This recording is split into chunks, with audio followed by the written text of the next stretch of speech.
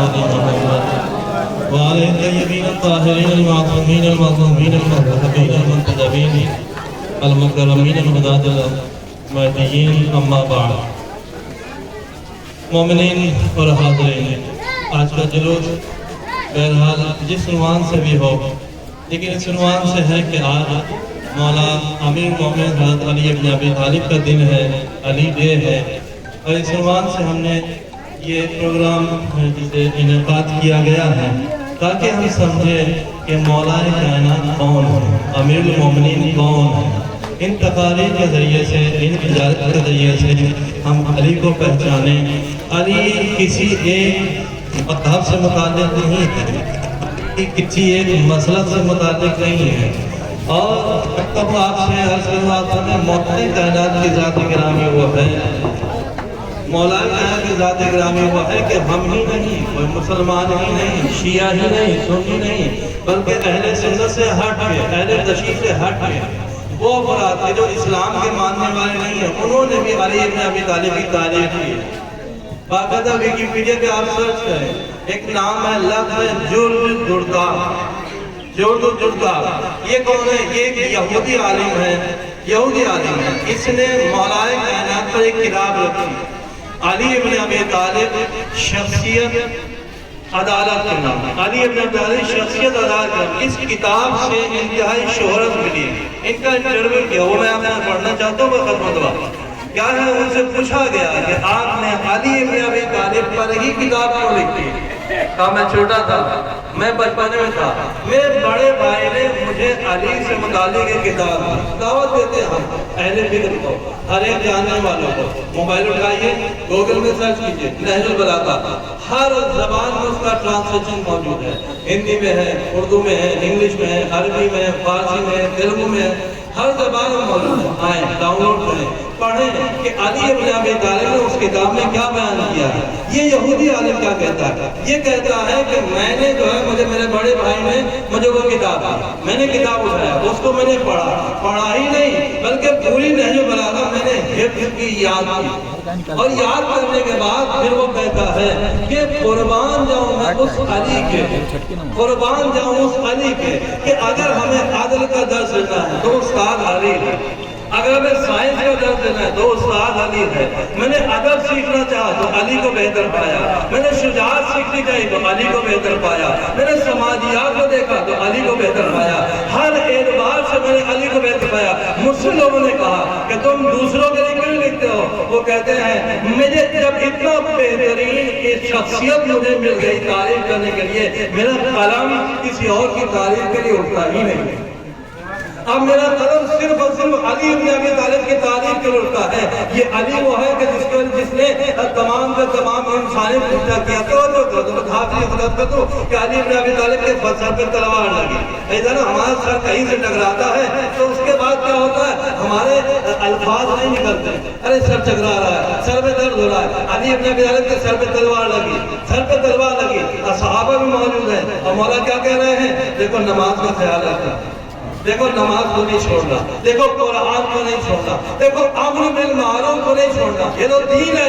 اس کا بھی سماج کے پاس کہتے ہیں دیکھو یتیموں پر ظلم نہیں کرنا اور یتیم ظلم نہیں کرنا. آئیے ہم آپ کو بتاتے ہیں علی کون ہے. شیعہ کسی دہشت گرد کا نام ہو ہی نہیں سکتا، بلکہ میں یوں کہوں مسلمان دہشت گرد ہو ہی نہیں سکتا اگر وہ رسول کا جاننے والا ہے، اگر وہ علی کا جاننے والا ہے، اگر وہ اہل بیت کا جاننے والا ہے. دہشت گرد کوئی اور ہوتے ہیں جو اسلام کا لبادہ اوڑھ کے آتے ہیں اور اسلام کا بدنام کرتے ہیں. اگر آپ لوگ سمجھتے ہیں اسلام کو، نہج البلاغہ اٹھائیے. سمجھ رہے ہیں اسلام کو، قرآن اٹھائیے، قرآن پڑھیے، نہج البلاغہ پڑھیے. یہ آپ کو بتائیں گے کہ اسلام کیا چیز ہے. مولا کیا فرماتے ہیں؟ مولا کہتے ہیں اگر اسلام، اگر شیعہ، اگر مسلمان دہشت گرد کا ساتھ دے گا، دیتا نہیں، تو کبھی بھی یہ وصیت مولا نہ کرتے. مولا آخری وقت میں سر پہ تلوار ہے، خون بہ رہا ہے، چہروں تو درد ہے، اور کیا کہہ رہے ہیں؟ دیکھو کبھی بھی ظالم کا ساتھ نہیں دینا، ہمیشہ مظلوم کا مددگار رہنا.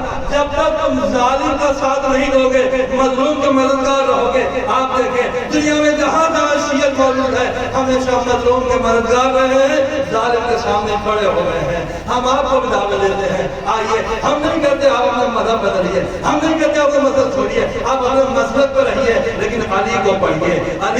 مانیے، جاننا ہے علی کو، ماننا ہے علی کو، نہج البلاغہ پڑھیے، بہترین طرح، بہترین ذریعہ. کیا کہتے ہیں آپ کو میں نے بات کی، وہ بھی اٹھائیے، ویکیپیڈیا نہیں کہتے کہ جوڑدار پوری ان کی ہسٹری پڑھیے، انٹرویو پڑھا ہے. انہوں نے کہا میں نے علی کو مانا، میں نے علی سے محبت کرا. اگر علی سے محبت کرنا شیعت ہے تو میں جوڑدار یہودے کہتا ہوں میں شیعہ. صلوات محمد. یہ علی ابن ابی طالب ہے. ذرا سنیں، ذرا غور کریں. علی کے سامنے ایک آدمی ہے، وہ کہتا ہے مولا مولا ایک مرد کے لیے، مولا ایک مرد کے لیے سب سے زیادہ سخت ترین مرحلہ کیا ہے؟ فرماتے ہیں مرد کے لیے سب سے سخت ترین مرحلہ یہ ہے کہ اس کے سامنے اس کی بیوی کو مارا جائے اور وہ کچھ نہیں. مجلس میں آپ نے سنا ایک صرف وہ وصیت فرمایا، جو وصیت فرمایا پھر مولا نے کیا فرمایا؟ اپنے اصحاب کو بلایا، بتا دیا، اولاد کو بلایا، امام حسین نے بلایا، کہا نہ کچھ کہا، وصیت کی. امام حسین باہر گیا، دیوار پہ سر رکھ کے رونے لگے. امام حسن آیا، بھیا بابا نے کیا کہا؟ نہیں بتاتا. بہن نے کہا بھیا بابا نے کیا کہا؟ نہیں بتا سکے. جناب زینب کو بلایا، جناب زینب کو بلایا اور اس کا پھر کان میں وصیت کی جناب زینب نے. اس کے بعد پھر کیا ہوا؟ جب یہ قافلہ ختم ہوا، جناب امام حسین میدان کربلا میں رخصت کے لیے کیا کیا تھا؟ وصیت کیا کی تھی؟ کہا بہن ذرا میرے قریب آؤ، تم قریب آؤ، شانے سے رضا ہٹاؤ. کہا بہن تم پوچھتی تھی نا بابا نے کیا وصیت کی تھی؟ بابا نے میرے کان میں کہا تھا کہ بیٹا حسین میں کربلا میں نہ ہوں گا.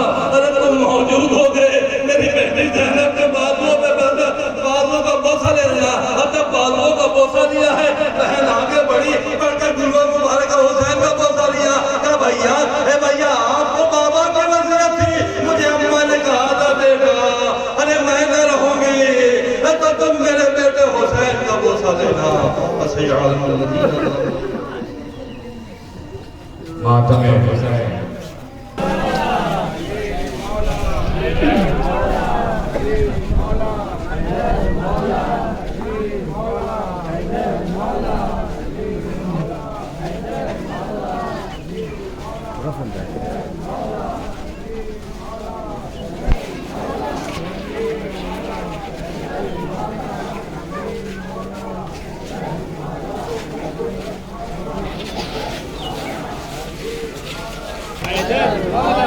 علی مولا، مولا علی مولا، مولا علی مولا، مولا علی مولا، مولا علی مولا، مولا علی مولا، مولا علی مولا. الصلاة والسلام على أشرف الأنبياء والمرسلين سيدنا ومولانا أبي القاسم محمد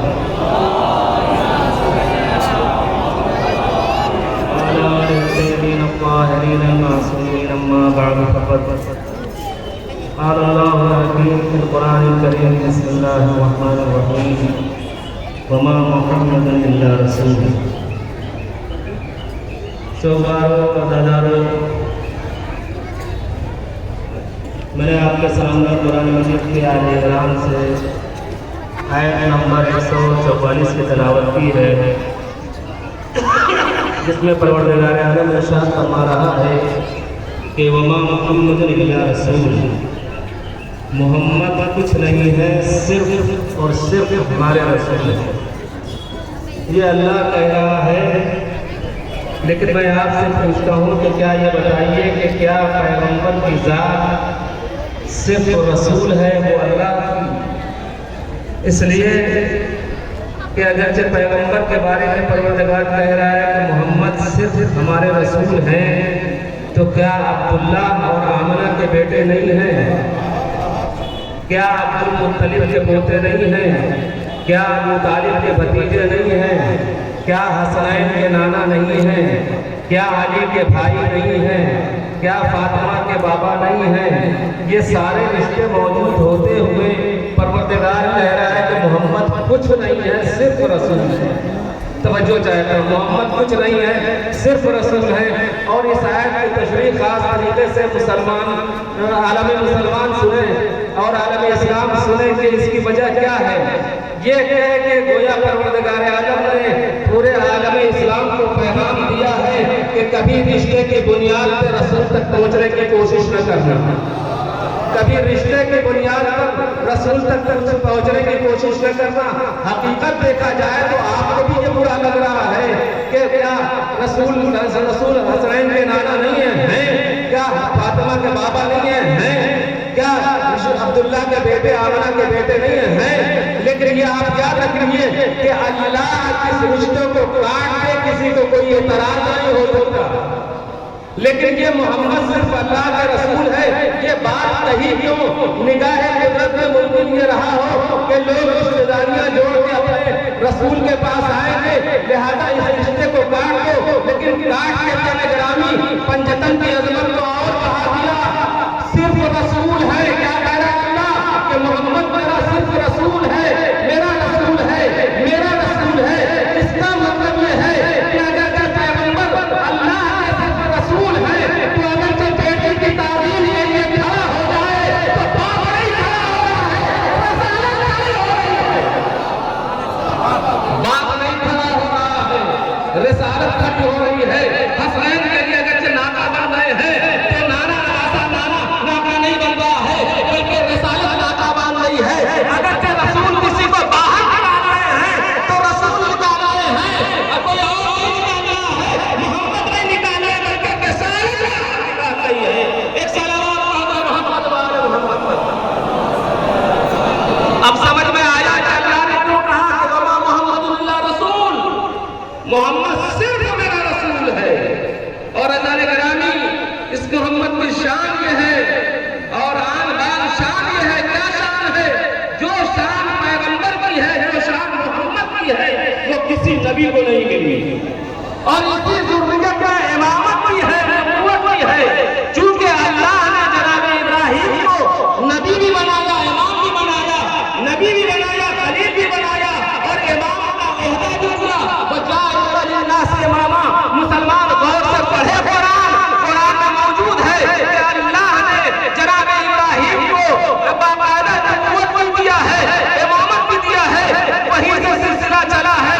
مگر جانے گرامی جب حضرت نے یہ اعلان کیا انی جاعلک للناس اماما، اے ابراہیم میں تم کو امام بنانے جا رہا ہوں یا امام بنانے والا ہوں، تو جناب ابراہیم نے اعتراض نہیں کیا، اے پروردگار ہم امامت لے کے کیا کریں گے؟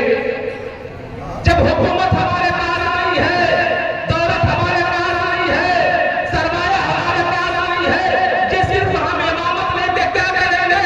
مگر جناب ابراہیم کا اعتراض نہ کرنا اور امامت کو خصوص قبول کر لینا اس بات کی دلیل ہے کہ جناب ابراہیم جانتے تھے کہ ایک دن نبوت کا سلسلہ ختم ہو جائے گا، امامت کا سلسلہ قیامت تک جائے گا، امامت کا سلسلہ قیامت تک جائے گا۔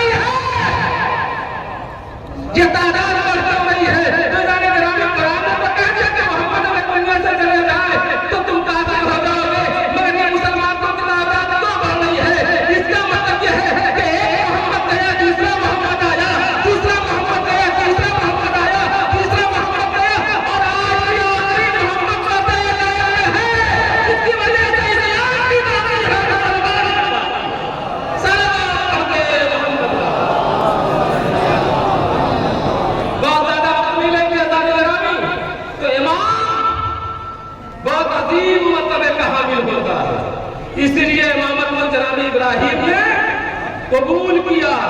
اور یہ بھی یاد رکھیے کہ قرآن اٹھا کر پڑھے مسلمان. قرآن نے اعلان صاف کیا ہے کہ ہم قیامت کے دن لوگوں کو ان کے اماموں کے ساتھ بلائیں گے. توجہ چاہتا ہوں, ہم کیا علی کیوں کرتے ہیں, ہم امام کیوں کرتے ہیں؟ اس کی وجہ یہ ہے کہ نبوت کے ساتھ نہیں بلایا جائے گا, امامت کے ساتھ بلایا جائے گا. امامت کے ساتھ بلایا جائے گا. قرآن کہہ رہا ہے کہ ہم لوگوں کو ان کے امام کے ساتھ بلائیں گے. اور ہم علی اس لیے بھی کرتے ہیں عزیزو, اس لیے بھی ہم علی کرتے ہیں کہ علی فضیلت کا نام نہیں ہے, علی ضرورت کا نام ہے. علی فضیلت کا نام نہیں ہے, علی ضرورت کا نام ہے. علی آتا ہوا منزل کے اوپر تو ہم جناب ابراہیم نے خوشی کے ساتھ امامت کو قبول کر لیا, اور اللہ نے اعلان کر دیا کہ ہم قیامت کے دن لوگوں کو ان کے امام کے ساتھ بلائیں گے. یہ آپ یاد رکھیے گا, اللہ قیامت کے دن فردن فردن لوگوں کے اعمال نہیں دیکھے گا. میں اپنی طرف سے نہیں کہہ رہا ہوں, اللہ قیامت کے دن فردن فردن لوگوں کے اعمال نہیں دیکھے گا, بلکہ یہ دیکھے گا کہ اس کے پیچھے آ رہا ہے, کیسے امام کے پیچھے آ رہا ہے. اب قرآن کہتا پڑھیے, قرآن نے بیان کیا ہے کہ امام باطل بھی ہے, امام حق بھی ہے, یعنی حق کا امام بھی ہے, باطل کا امام بھی ہے. موسیٰ حق کا امام, فرعون باطل کا امام. مگر کیا یہ بتائیے کہ کیا جناب موسیٰ کے قوم میں جتنے تھے سب خراب تھے؟ نہیں, کچھ اس میں اچھے بھی تھے. اچھا جناب موسیٰ کے قوم میں جتنے تھے سب اچھے تھے, نہیں کچھ خراب بھی تھے. ایک تھا جب سامنے سمندر آیا اور پیچھے فرعون کا لشکر, تو موسیٰ کے قوم میں جو ایک شخص تھا اس نے کہا موسیٰ نے ہم کو پھنسوا دیا. تو اس کا مطلب یہ ہے کہ موسیٰ کے لشکر میں بھی سارے اچھے نہیں تھے, ایک آدھ خراب تھے, اور فرعون کے لشکر میں بھی سارے خراب نہیں تھے, ایک آدھ اچھے تھے. مگر موسیٰ کے لشکر میں ایک آدھ خراب ہونے کے بعد بھی موسیٰ اپنی قوم کو لے کے پار ہو گئے, اور اپنی ان کی قوم میں 12 قبیلے تھے, 12 قبیلے کا پار ہو گئے لے کے. تو جب چھوٹا سا امام اپنے 12 قبیلوں کو پار کرا سکتا ہے, تو جس قوم کے پاس 12 بڑے امام ہو, کیا وہ ایک قوم کو نجات نہیں دلا سکتی؟ سلام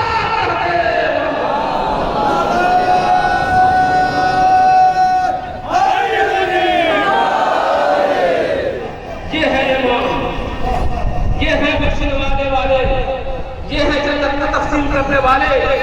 اسبغ ابن نباتہ جو مولا کائنات کے رازدار صحابی تھے, انہوں نے باقاعدہ مرض الموت میں جب وہ مبتلا ہوئے, مولا کائنات نے کہا پریشان کیوں ہو, کہا کہ خوف قیامت ہے, خوف جہنم ہے. تو مولا کائنات نے کہا کہ گھبراؤ نہیں, میرا بھائی رسول مسند خلافت کے اوپر بیٹھے گا, ہم آپ کو بخشوائیں گے. عزیزان گرامی, کائنات کے کسی رہبر نے آدم سے لے کے اور آگے تک دنیا کا سلسلہ دیکھیے, کسی نے بخشوانے کا وعدہ نہیں کیا ہے. کیا ہے تو علی نے وعدہ کیا ہے. کتنے خلفاء گزرے, بنی امیہ, بنی عباس نے کسی نے بخشوانے کا وعدہ نہیں کیا سوائے علی کے. آپ دیکھیں تو ہم اس کے پیچھے چلے رہے جو ہم کو بخشوانے والا ہے. عزیزو, ایک جگہ باقاعدہ اسلامی کانفرنس ہو رہی تھی, جس میں 286 ملکوں کے باقاعدہ رہبروں کو بلایا گیا تھا, ہر مذہب کے لوگوں کو بلایا گیا تھا. اس میں ایک شیعہ مولوی سے ایک پنڈت جی نے پوچھا کہ یہ بتائیے کہ سب اپنے اپنے رہبروں کی تعریف کر رہے ہیں, خوبیاں بیان کر رہے ہیں, آپ کوئی اپنے رہبر کی ایسی خوبی بیان کیجیے جو کسی میں نہ ہو. ایسے خوبی بیان کیجیے اپنے رہبر کی جو کسی رہبر میں نہ ہو, کسی مذہب کے رہبر میں نہ ہو. تو ایک مرتبہ وہ علی کا چاہنے والا ہی کیا جو جواب نہ دے سکے. اس لیے کہ مولا نے خود فرمایا ہے کہ جب ہمارے بارے میں سوال کیا جائے تو پریشان نہ ہونا, جہاں تمہارے ذہن میں عام کرنا چھوڑ دے, ہمارے ذہن میں عام کرنے لگتا ہے. کیا جواب کیا تھا؟ اپنے رہبر کی خوبی بیان کرتے کرتے ہیں آپ اپنے رہبر کی کوئی ایسی خوبی بیان کریں جو کسی کے رہبر میں نہ ہو. صرف پلٹ کے جواب دیا مولانا نے کہ ہمارے رہبر کی خوبی یہ ہے کہ دنیا کے جتنے رہبر اور رہنما ہیں, جتنے گرو ہیں, کوئی بھی اپنے عبادت خانے میں نہیں پیدا ہوا سوائے ہمارے رہبر کے. کوئی اپنے عبادت خانے میں پیدا نہیں ہوا. تو کہا کہ پھر سنی اور شیعہ میں فرق کیا ہے؟ تو میں نے کہا کہ بھائی کوئی فرق سنی شیعہ میں نہیں ہے. تاکہ کیسے وہ تو الگ لگتے ہیں, آپ الگ لگتے ہیں. میں نے کہا ان کا قرآن بھی وہی ہے, ہمارا قرآن بھی وہی ہے, ان کا قبلہ بھی وہی ہے, ہمارا قبلہ بھی وہی ہے, کوئی فرق نہیں ہے. بس اتنا سمجھ لو کہ ایک ہی فقیر کے دونوں فقیر ہیں جو تابع میں ہے. ایک صلوات پڑھتے محمد. تو عزیزان گرامی, تو جس کا تابوت ہم نے اٹھایا ہے اور ہر سال اٹھاتے ہیں اور قیامت تک اس مظلوم کا تابوت اٹھتا رہے گا انشاءاللہ. جس کا تابوت ہم اٹھاتے ہیں اس کو ضربت لگی ہے مسجد کوفہ, شہید ہوا ہے کوفے میں. عزیزان گرامی, ہمارا فریضہ بنتا ہے یہ ہم جلوس کیوں نکالتے ہیں, ہم ماتم کیوں کرتے ہیں, یہ چوراہوں سے ہم ماتم کرتے ہوئے نوحہ پڑھتے ہوئے کیوں گزرتے ہیں؟ ہم دنیا والوں کو بتاتے ہیں کہ جہاں مسجدوں سے تم اللہ اکبر کی صدائیں بلند کرتے ہو وہیں اس چیز کی بھی مذمت کرو کہ علی کو ضربت کس نے لگایا, کس نے ضربت لگائی ہے, کس نے ان کو شہید کروایا ہے. عزیزان گرامی, ہم تابوت لے کے اس لیے نکلتے ہیں تاکہ ہم دنیا والوں کو بتائیں کہ ہم مقبول کے ساتھی ہیں, قاتل کے ساتھی نہیں ہے. اور مسلمانوں, اگر تم بھی مقبول کے ساتھی ہو, قاتل کے ساتھی نہیں ہو, تو ہمارے ساتھ مل کے چلو اور دنیا والوں کو بتاؤ کہ ہم بھی مقبول کے ساتھ ہیں, قاتل کے ساتھ نہیں. ہم بھی مقبول کے ساتھ ہیں, قاتل کے ساتھ نہیں ہے. عزیزان گرامی, ایک قتل ہوتا ہے اگر چوراہے پہ اندھا قتل ہو جائے, اندھا قتل ہو جائے تو تفتیش کیا ہوتی ہے؟ کہاں کا رہنے والا ہے, کس نے قتل کیا ہے؟ بات بہت آگے بڑھتی ہے تو تفتیش یہاں تک ہوتی ہے کہ اب دیکھو پتہ نہیں چل رہا ہے کہ کس نے قتل کیا ہے, پتہ نہیں چل رہا کس نے قتل کیا ہے. تو پھر یہاں پر یہ دیکھا جاتا ہے کہ یہ دیکھو کس سے لڑائی تھی. پہلی منزل میں یہ دیکھا جاتا ہے کہ جس کو قتل کیا گیا ہے اس کی لڑائی کس سے تھی.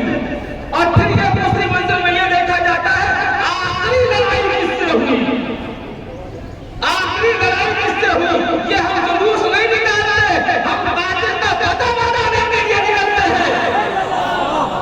آخری لڑائی کس سے ہوئی تو تاریخ نے ہمت کر کے جرأت کر کے بتایا کہ علی کی آخری لڑائی کیا جنگ جمل ہوئی ہے, جنگ صفین ہوئی. تو اب پتہ چل گیا کہ علی کا قاتل صفین یہ ہے, یہ جمل میں ہے. اب جا کے تلاش کرو کہ وہ کون ہے. اب دنیا یہ کہتے ہیں, مسلمان یہ کہتے ہیں کہ تو حاکم شام سے اجتہادی غلطی ہوئی تھی. چلو ہم مان لیتے ہیں اجتہادی غلطی ہوئی تھی, تو پھر دوسرا فیصلہ تو یہ کرو کہ اس سے اجتہادی غلطی ہوئی تھی مگر دونوں طرف مسلمان تھے, دونوں طرف میں مارے گئے. شہید کون ہے, شہید کون ہے؟ اگر علی کو کہا کہ یہ ناحق تھے تو پھر تم حق سے خود ہی نکل جاؤ گے, حق سے تم خود ہی نکل جاؤ گے. اس لیے تو پیغمبر کی حدیث مسلم ہے کہ علی مع الحق اور حق مع علی. جہاں علی رہیں گے وہی حق رہے گا, جدھر جدھر علی جائیں گے ادھر ادھر حق جائے گا. اور پتہ چل گیا کہ جہاں پر علی تھے وہیں پر حق تھا, جہاں پر علی نہیں تھے یعنی وہ قابل میں جو بھی تھا وہ باطل میں تھا, جو باطل میں تھا وہی باطل بھی تھا. یہ سلامات پڑھتے بس اللہ کے نام. تو قاتل کا پتہ لگایا دنیا, اور جس دن قاتل کا پتہ لگ جائے گا ہمارے ساتھ جلوس جلوس نکال کے ماتم کرتے ہوئے اور شوق مطلب مناتے ہوئے جاؤ گے. ہاں آزادارو, یہ اس مظلوم کا تابوت ہے, یہ اس مظلوم کا جنازہ ہے جس کا جنازہ 3 دن تک باقاعدہ جناب مولا کائنات بستر کے اوپر کانپتے رہے. 21ویں رمضان آئی, وصیت کرنا شروع کیا. عزیز و بزرگ اکرام صاحب کا آپ کی رحمت تمام وصیت کرنا شروع کیا. جناب زینب کو قریب بلایا اور بلانے کے بعد کہا بیٹی تو بڑی بے نیاز ہے, آج تک تم نے مجھ سے کچھ مانگا نہیں, بیٹی کچھ مانگ لے. ایک مرتبہ جناب زینب فرماتی ہے بابا ہمارے پاس کمی کس چیز کی ہے, امامت ہمارے گھر میں ہے, رسالت ہمارے گھر میں ہے, جنت کی سرداری ہمارے گھر میں ہے, سب کچھ تو ہمارے گھر میں ہے, مانگنے کی ضرورت کیا ہے. تو ایک مرتبہ علی نے کہا کہ بیٹی مانگ لے کچھ, اس لیے کہ کہیں مرنے کے بعد دل میں کسر نہ رہ جائے کہ زینب نے کچھ مانگا نہیں. تو ایک مرتبہ جناب زینب فرماتی ہے کہ بابا میں کربلا کو سر کر لوں گی, کربلا کو سر کر لوں گی, مگر جب زندان یزید کے دربار میں جاؤں گی تو اس وقت میں آپ کو اگرچہ بلاؤں تو مدد کرنے کے لیے آ جائیے گا. بس ختم کیا آزادارو, کربلا کو زینب نے سر کیا. نجف کے علی انتظار کرتے رہے اب میری زینب کے بارے کی مدد کے لیے. شام غریبہ آ گئی, زینب نے بابا کو نہیں پکارا, یہاں تک کہ کربلا سے چلی کوفہ آئی, زینب نے بابا کو نہیں پکارا. جب شام میں پہنچی ہے تو ایک مرتبہ بیٹھ گئی ہے شام کے دربار کے دروازے کے پاس بیٹھ گئی ہے. ظالم کہہ رہا آگے چلو, لیکن زینب بیٹھی ہوئی ہے. سید سجاد علی آئے, اے بیبی اماں, ارے آپ تو اب تک سب تک تسلیت دلاتا کرتے ہوئے ہمت سے لے کے آئی ہے, اب چلیے دربار میں جانے کا وقت ہو گیا ہے. کیا تھک رہی ہیں آپ؟ کہا کہ بیٹا میں تھکا نہیں ہوں, 21ویں رمضان کو میرے بابا نے کہا تھا اے زینب جب دربار میں جاؤ گی تو میں آ جاؤں گا. اے سید سجاد چلو, میرا بابا آ گیا, السلام علیکم یا امیر المومنین. چلو میرا بابا آ گیا. آزادارو آپ کے روزہ لے کے نکلے ہیں مولا علی کا, بس آزاد فکر اور آپ کا رحمت تمام. دنیا کا دستور ہے کہ جب جنازہ دفن ہو جاتا ہے تو جو گھر کا وارث ہوتا ہے اس کو مسجد میں بٹھایا جاتا ہے, سب آدمی اس کو پرسا دیتے ہیں. جنازہ دفن کر کے حسن حسین آئے اور وارث تھے کہ امام حسن مسجد میں بٹھایا. حسین آگے بڑھے, بابا کا پرسا دیا. زینب آگے بڑھی, بابا کا پرسا دیا. ام کلثوم آگے بڑھی, بابا کا پرسا دیا. جناب عباس آگے بڑھے, بابا کا پرسا دیا. یہ جب پرسا دیا جا رہا تھا تو ایک 2 برس کے بچے لے کے آ کے بیٹھا ہوا کہ اس طریقے سے مرنے کے بعد وارث کو پرسا دیا جاتا ہے. شاید آپ کا ذہن میں ہو گیا ہو, وہ سید سجاد تھے جو یہ منظر دیکھ رہے تھے کہ باپ کے مرنے کے بعد وارث کو ایسا پرسا دیا جاتا ہے. مگر کربلا میں سید سجاد کو اس انداز سے پرسا دیا گیا کہ نیچے سے دستر پھیلا گیا, زنجیریں بنائی گئی, دیار و دیار پھیلایا گیا.